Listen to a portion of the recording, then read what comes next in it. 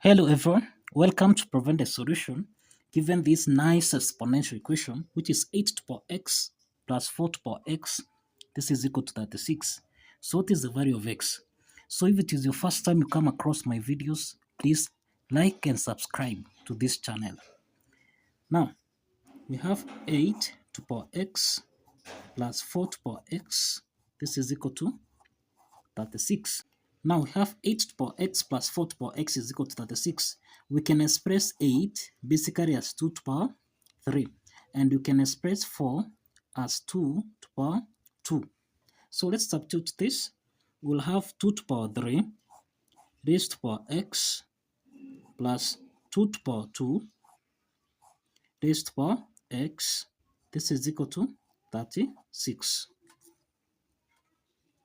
Now from what we have here, you find that applying this exponent property, that is 8 to the power n raised to the power m, this can be expressed as 8 to the power m raised to the power n. Okay, so applying this exponent property, we'll have 2 to the power x, okay, raised to the power 3 plus 2 to the power x raised to the power 2. This is equal to 36. Now from here, we can just say that let 2 to the power x be given as y. Okay, so let's substitute y here. We'll have y to the power 3 plus y to the power 2. This is equal to 36. Okay, of which we can express again this equation as a cubic function as y cubed plus y squared subtract 36. This is equal to 0. Now, to solve for the value of y here, we apply the rational root theorem. Let's apply this rational root theorem. Okay, so that we can be able to check for the factors of, for the rational roots among the factors of constant terms. So from here we can, so let's start with y equal to 1. And let's plug this one in this cubic function. So we'll have 1 cubed plus 1 squared. This should be equal to 36. So 1 cubed plus 1, this is actually 2, and this is not equal to 36. So let's proceed to y. This is equal to 2. So we'll have 2 cubed plus 2 squared. This again is not equal to 36. So this is 8 plus 4, which is equal to 12. 12 is not equal to 36. So let's move on to y is equal to 3. So here we have 3 to the power 3 plus 3 to the power 2. This is equal to 36. So 3 cubed, this is basically equal to 27 plus 3 squared, which is 9. So this is equal to 36. Okay, and this means that y equal to 3 actually satisfies the equation. So that means that the first solution here is y is equal to 3. Okay, now here we have y is equal to 3, and we have the cubic function, which is y cubed plus y squared minus 36 is equal to 0. We can transform this cubic polynomial into quadratic equation by applying the synthetic division. Okay, let's apply this synthetic division quickly. So here we have that y is equal to 3, and the coefficient of this cubic polynomial, we have 1 for y cubed. Y squared, we have a coefficient which is 1. We don't have y here, so we plug in 0, and we have the constant as negative 36. Okay, so let's drop this one here, so that now we'll have 3 times 1, this is equal to 3. Then we say 1 plus 3, which is basically equal to 4.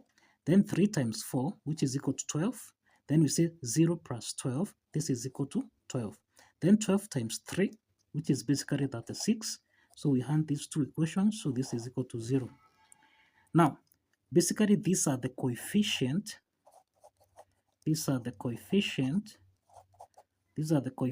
of quadratic equation. These are the coefficient of quadratic equation. Okay, now this quadratic equation is of the form of y squared plus 4y plus 12. This is equal to 0. That means now we can write this cubic function as y cubed plus y squared, okay, subtract 36, as we have y subtract 3, then we'll have y squared plus 4y plus 12. This is equal to 0. So here we'll have two parts, okay? We'll have y subtract 3. This is equal to 0. And the second part is a quadratic equation, which is y squared plus 4y plus 12. This is equal to 0. So parts, y minus 3, this is equal to 0. And you have the quadratic equation part, which is y squared plus 4y plus 12. This is equal to 0. So we have that y1 is equal to 3. Now for the quadratic part here, we have that a is equal to 1, b is equal to 4, and c is equal to 12. Now let's solve for the values of y2 and y3 by applying the quadratic formula, which is basically negative b plus or minus the square root of b squared minus 4ac divided by 2 times a. So let's substitute the values of a, b, and c. So we'll have negative 4 plus or minus the square root of b squared, which is actually 4 squared, minus 4 times a, which is 1, times c, which is 12. This is divided by 2 times 1. So here we'll have negative 4 plus or minus the square root of, this is 4 squared, which is basically 16, subtract, that is 4 times 12, which is 48, divided by 2. So here we'll have negative 4 plus or minus the square root of, now 16 minus 48, this is basically negative 32, divided by 2. Now this can be written as negative 4 plus or minus the square root of negative 32 can be expressed as 16 times 2 times negative 1 divided by 2.